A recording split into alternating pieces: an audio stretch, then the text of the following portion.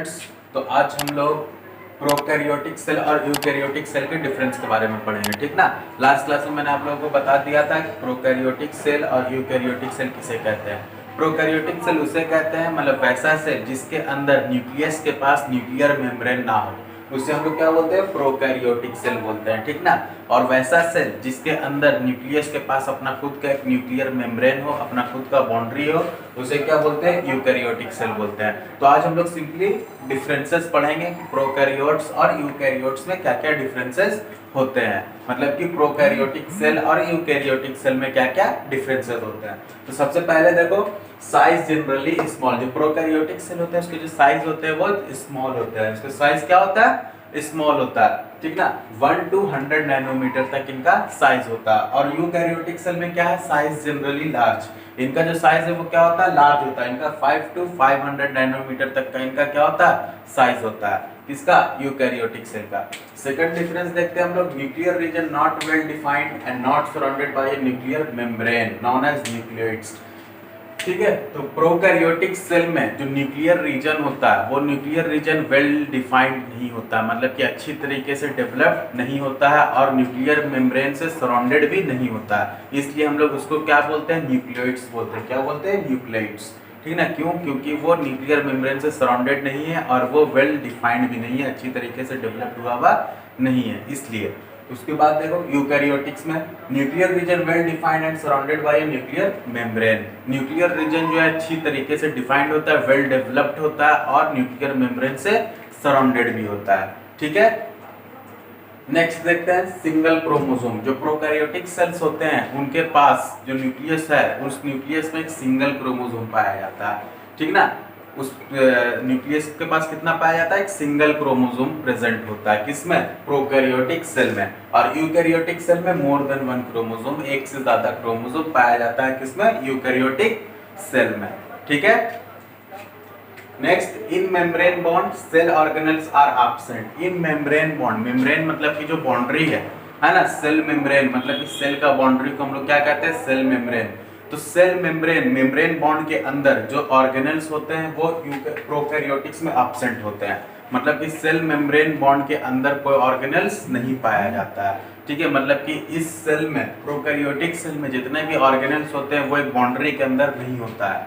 ठीक ना। उसके अकॉर्डिंग हम लोग देख लेते हैं यूकैरियोटिक सेल में in membrane bond cell organelles are present. ठीक ना। जो यूकैरियोटिक सेल में क्या होता है, जितने भी ऑर्गेनेल्स हैं, जितने भी सेल ऑर्गेनेल्स हैं वो सब एक बाउंड्री के अंदर पाए जाते हैं। ठीक ना। वो बाउंड्री का नाम क्या है, सेल मेम्ब्रेन। ठीक है। मेम्ब्रेन बॉन्ड के अंदर सारा ऑर्गेनेल्स कंबाइंड पैक्ड पाया जाता है।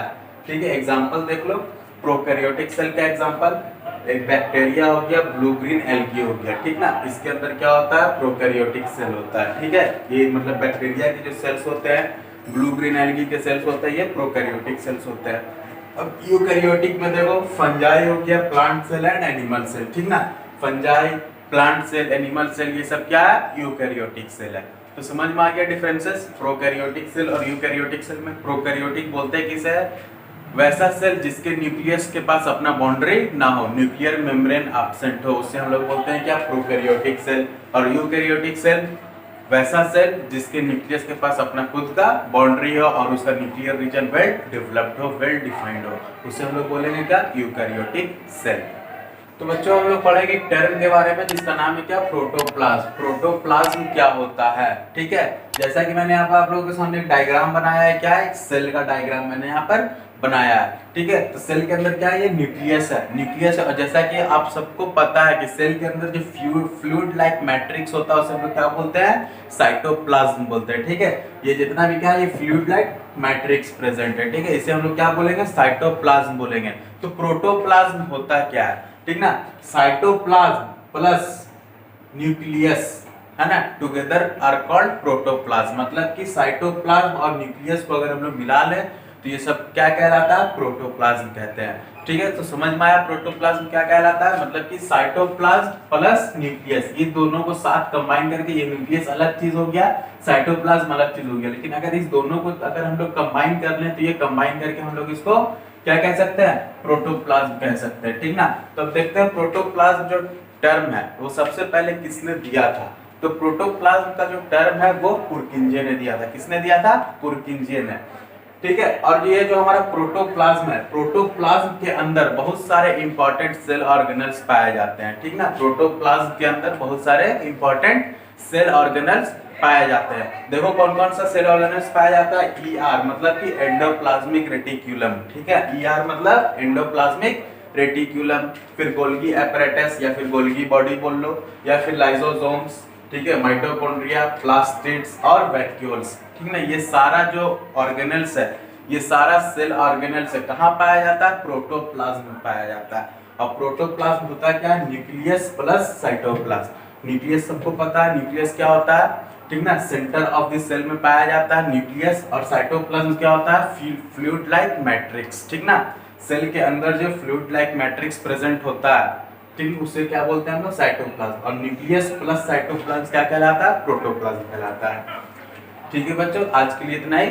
नेक्स्ट क्लास में हम लोग 1 बाय 1 ये सारे ऑर्गेनल्स के बारे में पढ़ेंगे। ईआर के बारे में मतलब endoplasmic reticulum, Golgi apparatus, lysosomes, mitochondria, plastids और वैक्यूल्स के बारे में नेक्स्ट क्लास में हम लोग डिस्कस करेंगे।